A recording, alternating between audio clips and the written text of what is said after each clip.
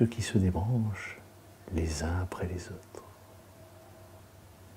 Ça fait ça parfois lorsqu'on s'endort ou lorsqu'on est bien détendu. Et si vous vous concentrez encore, L'hypnose est aujourd'hui entre guillemets un phénomène à la mode, mais pourtant elle existe depuis très longtemps. L'un des exemples les plus célèbres est sans doute le professeur Charcot, père de la neurologie moderne, qui utilisait l'hypnose dans le cadre de ses recherches sur l'hystérie. La grande place du divertissement dans nos sociétés actuelles fait que l'on confond parfois l'hypnotiseur, qui fait du spectacle, comme Mesmer, et l'hypnothérapeute qui va lui travailler en thérapie. De nombreux professionnels de santé, comme des psychologues, des psychiatres, mais aussi des anesthésistes, des infirmières ou des sages-femmes, pratiquent aujourd'hui dans leurs activités l'hypnose. Utile dans de nombreux domaines, elle permettrait aussi d'arrêter de fumer. en grande partie, c'est pour cela que l'hypnose a été connue en France, c'est par l'arrêt du tabac. On s'est rendu compte qu'il y avait une efficacité assez extraordinaire. Beaucoup arrêtaient de fumer en une séance, ils sortaient de chez l'hypnothérapeute et oubliaient presque jusqu'au fait qu'ils aient fumé durant toutes ces années. Le sevrage par l'hypnose est une thérapie brève qui consiste dans un premier temps à enlever, à effacer les idées reçues d'une personne qui pourrait l'empêcher d'arrêter de fumer, comme par exemple la possible prise de poids après la cigarette. S'en suivra une reprogrammation de notre inconscient pour éliminer les mauvaises habitudes du fumeur. Notre inconscient, qui est cette partie neurologique de notre cerveau, enregistre des automatismes. Depuis notre enfance, il enregistre des automatismes. Et la cigarette peut en faire partie, en fait très souvent partie, puisque c'est vrai que la dépendance à la nicotine, ce qu'il faut savoir, c'est qu'au bout d'une demi-heure après votre cigarette, une demi-heure après avoir fumé une cigarette, la dépendance à la nicotine disparaît. 48 heures après, elle n'existe plus. Donc là aussi, il y a une idée reçue.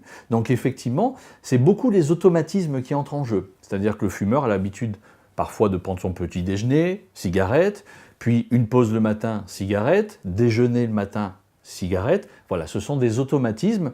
Et ça, on va aller demander par l'hypnose à une partie de notre cerveau qu'on appelle l'inconscient, on va aller lui demander d'effacer en fait ces programmes. Il a installé lui des programmes, différentes petites lignes qui sont là, et ces lignes, on va aller lui demander de les effacer. Mais on ne fait pas que ça, parce que si on lui demandait d'effacer uniquement ces lignes d'habitude, il manquerait quelque chose. Et c'est là où intervient le manque. Donc pour éviter cet effet de manque, cette irritabilité, on va aller lui demander de remplacer ces lignes de programme liées à la cigarette par d'autres lignes meilleures pour la personne. En installant dans l'inconscient d'autres habitudes en remplacement des automatismes du fumeur, celui-ci sera libéré de sa dépendance psychologique et finira même par ne plus y penser. Comme dans beaucoup de spécialités, d'autres méthodes existent aussi pour arrêter de fumer par l'hypnose. On va pouvoir fonctionner par ce système de programme. On va pouvoir également installer une aversion, c'est-à-dire que le fumeur qui est sur une dose importante de cigarettes, on va pouvoir, lorsque c'est nécessaire, je ne suis pas très partisan de ça, mais lorsque c'est vraiment nécessaire, vraiment lui donner l'impression que la cigarette n'a pas un bon goût et que c'est vraiment désagréable. Donc là, il ne va plus avoir envie de fumer. Et très souvent, naturellement, dans la période de sevrage, les fumeurs se rendent compte que les cigarettes ont un goût différent et donc souvent ils commencent par les fumer à moitié. Et c'est le début du sevrage déjà. Il y a également d'autres techniques qui sont de faire complètement oublier au fumeur qu'il a fumé un jour. Voilà. Il y a différentes approches. Effectivement, c'est l'avantage de l'hypnose, c'est qu'on a à notre disposition de nombreuses techniques et qu'on ne peut pas dire que l'on va faire avec une technique pour tous les fumeurs.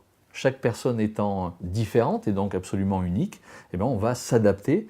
Donc il y a une partie qui est très importante, c'est la partie discussion.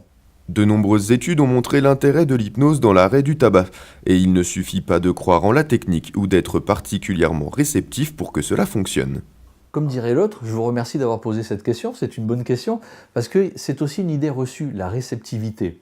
Et si vous permettez, je fais une petite parenthèse là-dessus, parce que nous sommes tous, en tant qu'êtres humains, réceptifs à l'hypnose. Parce que l'état d'hypnose, ce qu'il faut savoir, c'est que c'est un état naturel. Vous, moi, n'importe quel adulte sur Terre, nous sommes c'est une moyenne, entre 15 et 20 fois par jour en état d'hypnose. C'est un état naturel. J'imagine que vous avez déjà été dans la Lune. Bon, pas comme Neil Armstrong, mais déjà vous avez eu le regard dans le vide, et puis hop, vous êtes revenu. Ça, c'est un état d'hypnose. Ça dure quelques secondes, quelques minutes. Vous prenez votre voiture, vous faites un trajet que vous connaissez, vous vous garez et vous dites « je suis déjà là ». Il y a une partie que vous avez oubliée, c'est l'état d'hypnose.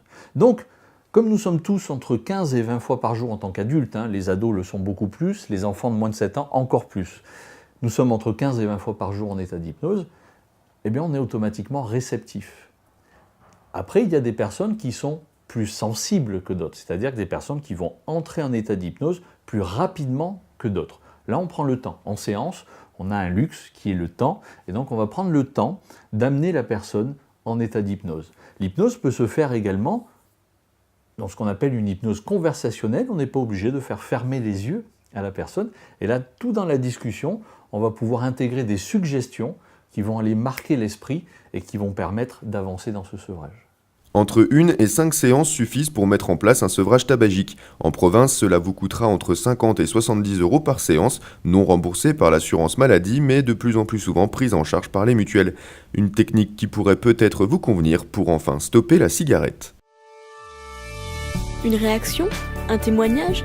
Commentez ce reportage sur dijonsanté.fr.